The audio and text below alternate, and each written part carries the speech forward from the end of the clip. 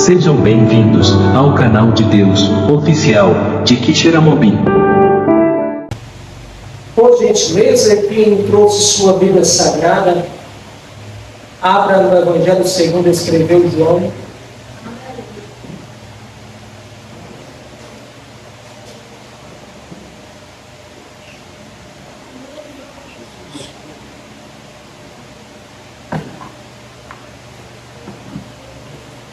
João, capítulo de número 6, versículo de número 35. João 6, versículo de número 35.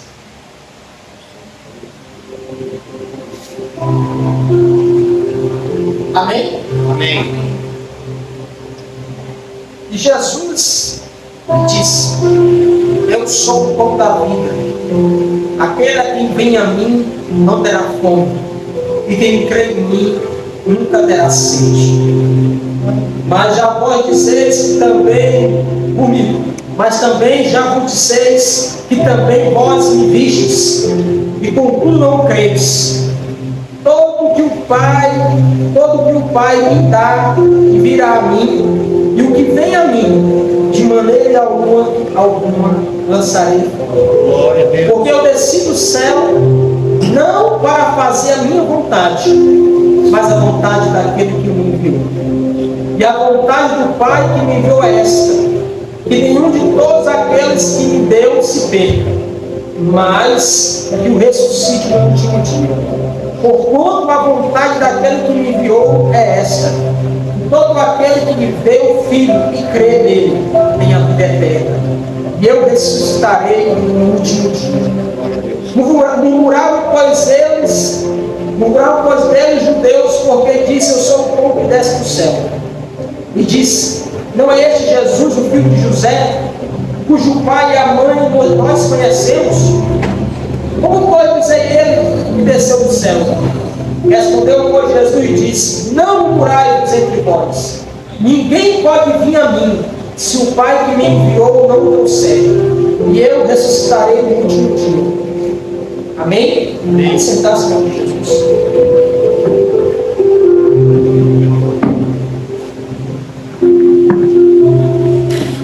Nós temos um texto muito bonito, né? Em que mais uma vez Jesus ele é indagado, e é ali colocado à prova, questionado, né, sobre sua missão e sobre aquilo que ele estava pregando, né? E Jesus, quando ele começa a narrar, ele disse que ele veio a este mundo não para fazer a sua vontade, mas a vontade daquele a quem o enviou. Amém? E só com essas palavras ele já nos deixa uma grande lição. Só com esse pequeno texto ele já nos deixa um grande legado. Se até o Filho de Deus desceu ao esse mundo e não fez a sua vontade, ele nos ensina que o Evangelho de Cristo é um Evangelho em que nós não vamos fazer a nossa vontade, se quisermos ser. É um Evangelho que nós temos que entender que a vontade de Deus ela é boa, perfeita e agradável.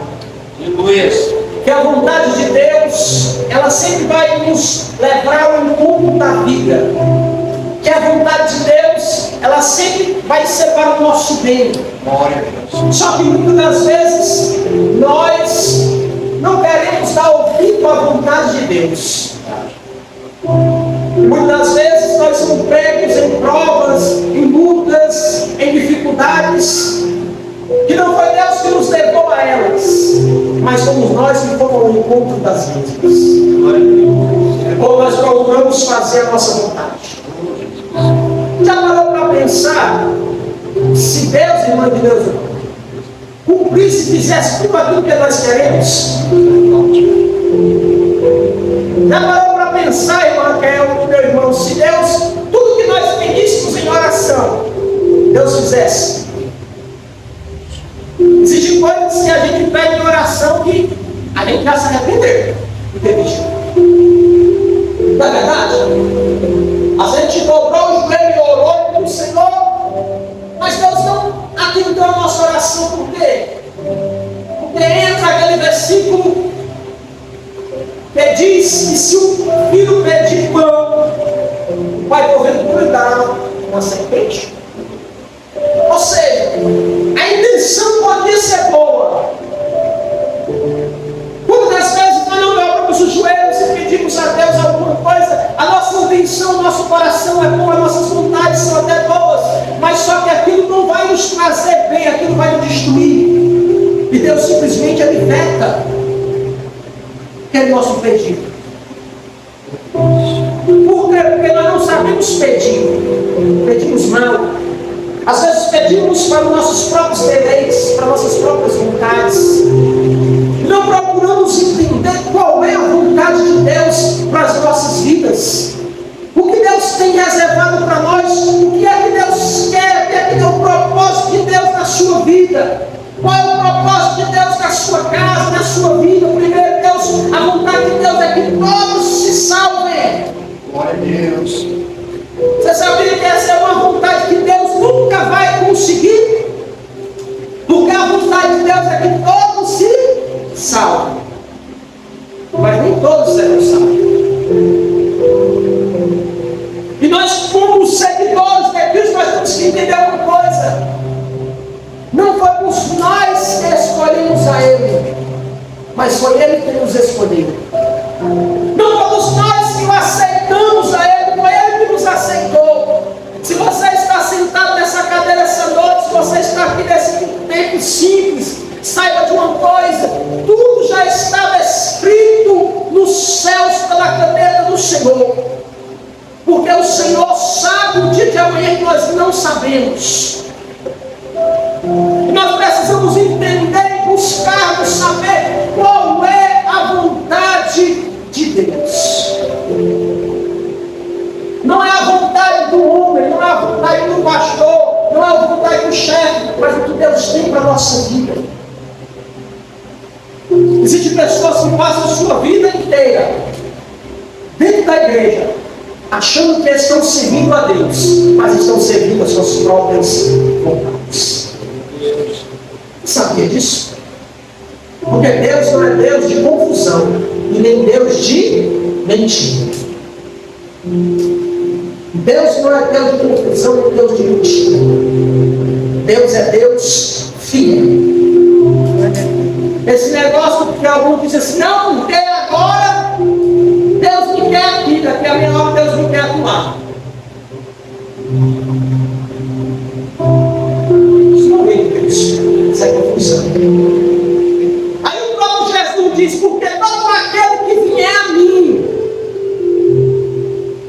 e crer, será o quê? Salvo. E hoje em dia nós estamos vivendo um século que as pessoas voltam à igreja, voltam templos, mas a presença de Deus muitas vezes não está mais lá dentro. A presença do Senhor muitas vezes não está mais ali dentro, porque muitos não estão mais fazendo a obra de Deus, buscando alcançar vidas para que as vidas sejam salvas, mas simplesmente lotaram templos para dizer que tem menos. As pessoas não estão mais, alguns não estão mais preocupados com a vida das ovelhas, com a vida dos membros, se estão caminhando direito, estão preocupados em arrecadações.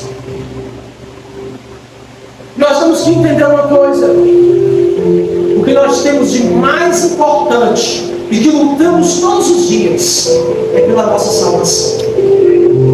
Amém, irmãos?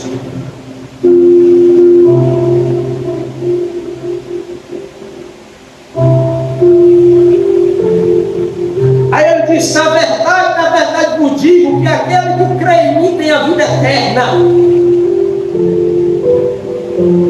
É o mais importante. A vida eterna. Às vezes, nós estamos, sabe, a atenção de um tempo desse tão simples, incomoda tanta gente. Às vezes o barulho com a caixa de som do irmão não incomoda o vizinho do lado, o vizinho do outro. Mas se fosse um baile, ninguém se incomoda.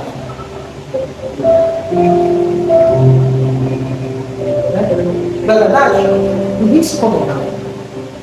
Ninguém vinha afrontar. Ninguém falava mal. Mas por quê? É porque onde há trevas, as luzes não suportam. E essa noite eu não serei muito extenso porque minha garganta não aguenta. Mas o que eu quero dizer para você essa noite é que você é um projeto de Deus. Você é o projeto de Deus. Não importa o que as pessoas falam, não importa o que as pessoas dizem, não importa se as pessoas lhe acusam ou não acreditam em você. O importante é que você é o projeto de Deus. Existe uma pessoa, um ser, que ele se importa mais com você do que sua mãe e seu pai, que se chama Jesus. Você pode perder tudo, mas se você não perder a comunhão com Ele, tudo Ele restabelece. Tudo Ele coloca no canto. Porque o homem ele pode ter todo o ouro, toda a prata, mas se ele não tiver Deus na vida dele, ele é pobre, nu e miserável. Hoje eu fui visitar, aliás, fui fazer um serviço na casa de uma senhora, lá na Maravilha.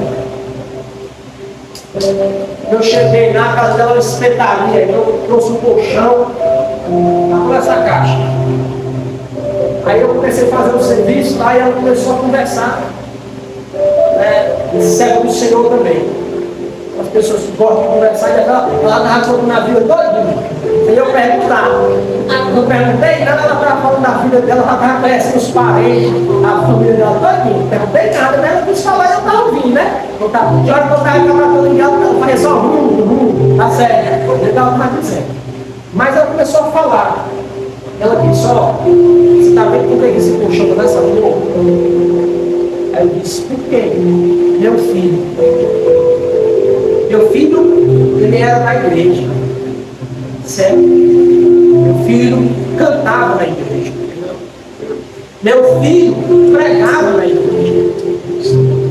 Sim, senhora, o que foi? Mas de repente, ele começou a se afastar da igreja. Ele começou a deixar de ir aos cultos. Ele começou a deixar de ter comunhão com os irmãos. Ele começou a deixar de ter comunhão com o Senhor. E começou a andar com amizades que não o aproximavam de Deus. Eu vi cair numa depressão. Uma depressão tão grande que ele passava de semanas deitado nesse colchão. Já levei ele em vários médicos, tomou vários remédios, mas nada resolve. E ele tem pavor de igreja. Ele não quer saber de igreja. Ele não quer saber de Bíblia. Ele não quer saber de oração. Eu oro por ele, sei que Jesus vai fazer um milagre um dia. Sei que ele vai fazer. Aí ele veio, eu estava lá, ele veio. Sabe aquela pessoa que não olha para você? Olha assim. O irmão, quando ele chegou, ele fez assim. Aquela presença negra que não encontra no ambiente. Ou seja, ele deu brecha para o diabo. E o diabo, ele não brinca, certo? Ele não dorme. Ele não para descansar igual eu você. O que é que ele procura? Ocasião. Aquele jovem, para ele voltar para a igreja, só muita oração. Só muito preço se paga pela vida dele. Por quê? Porque ele já está envolto a demônios. O Espírito Santo de Deus ausentou da vida dele. E agora que vive aos demônios.